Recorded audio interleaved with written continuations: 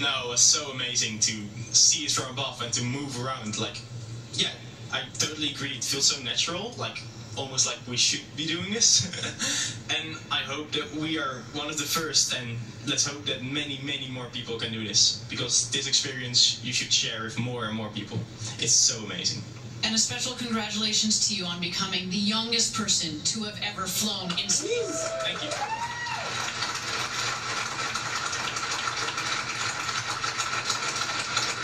You brought with you up there the next generation of space explorers, but certainly another flag up there, the Netherlands. And to everybody out there, the Netherlands, there's the new Dutch flying man. There you go. Mark, you should say that thing you told me in the car about the G-forces. I thought that was really interesting. Well, I was surprised. I mean, they had told us what what the G-forces would feel like on the way up, and again, it's one of those things that you hear about, you anticipate, but you really feel them on the way up. It was incredibly exhilarating, and then on the way back down, what I had not anticipated. So we hit 5 Gs briefly on the way back down, and that's a lot of pressure. And unfortunately, during the status checks for each astronaut, by the time they got to astronaut demo, which was the name I was flying under, we were at 5 Gs, and so they were like, astronaut demo, how you doing? I'm like, I'm doing okay. I had a hard time responding, but I'm not sure what that video footage will look like. Probably not very pretty, but by the way, it was so exciting. If you haven't figured it out yet, Wally might be the oldest person ever in space, and Oliver the youngest person ever in space. My brother is the funniest person ever in space, for sure.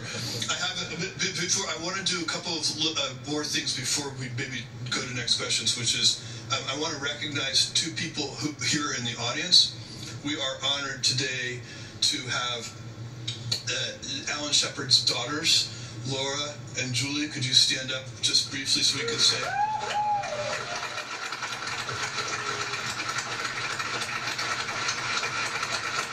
And of course, Alan Shepard was an Apollo moonwalker and has a gigantic list of accomplishments.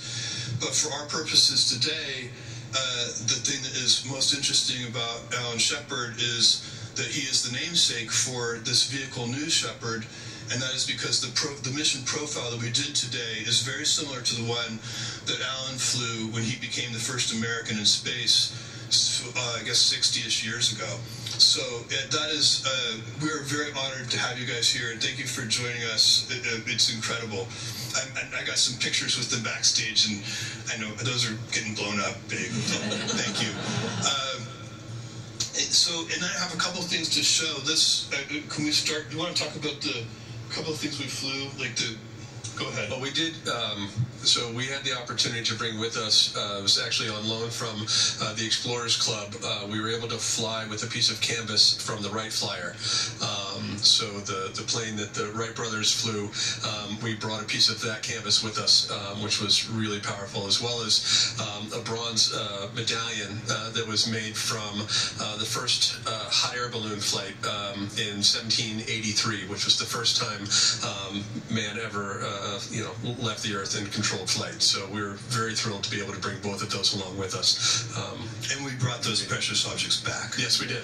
And the Explorers Club will be pleased to hear that. They're very happy about that. And we have one more thing, which I would actually just like to show you. If you could, someone who has the goggles, could you please bring them up to me?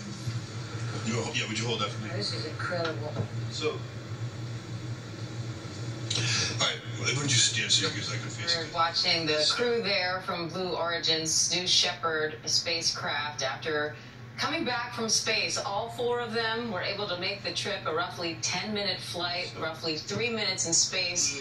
We just heard from the youngest person ever in space. Now we're hearing from the Bezos brothers. When she flew across the Atlantic with solo, and you can see she put tape over them to kind of have less light come in, because it was just so bright all the day, and she was flying for so long. And they're just, I like to think that if Amelia were here, she'd be very, very proud of Wally.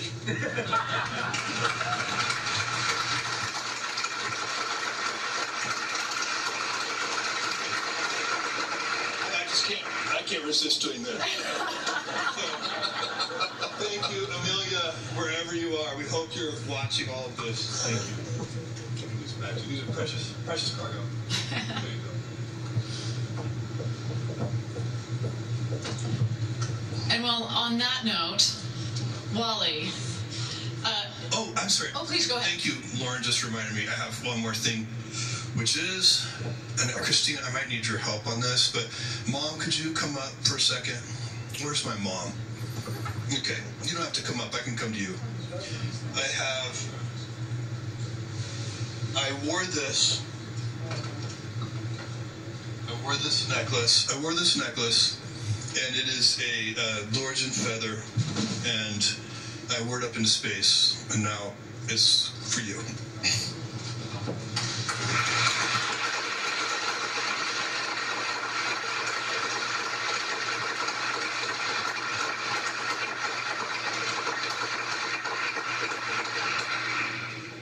I would put it on myself, but I would need my reading glasses.